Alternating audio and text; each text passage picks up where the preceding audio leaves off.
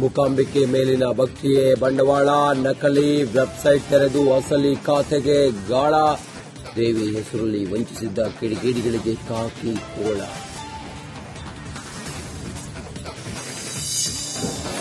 ಬೀದರ್ನಲ್ಲಿ 4 ಇಂದಿರಾ ಕ್ಯಾಂಟೀನ್ಗೆ ಬೀಗ, ಸಿಎಂ ಕನಸಿನ ಯೋಜನೆಗೆ ಇಲ್ಲ ಉದ್ಘಾಟನೆ ಭಾಗ್ಯ, ಅಧಿಕಾರಿಗಳ ನಿರ್ಲಕ್ಷ್ಯಕ್ಕೆ ಜನಾಕ್ರೋಶ.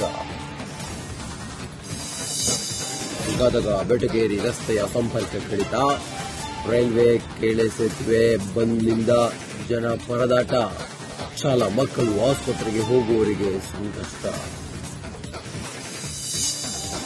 ಕೋಟ್ಯಾಂತರ ರೂಪಾಯಿ ತೆರಿಗೆ ಬಾಕಿ, ಕೋಲಾರ ಅಭಿವೃದ್ಧಿಗೆ ಹೊಡೆತ, ನಗರಸಭೆ ಸಿಬ್ಬಂದಿಗೂ ಸಿಗುತ್ತಿಲ್ಲ ವೇತನ.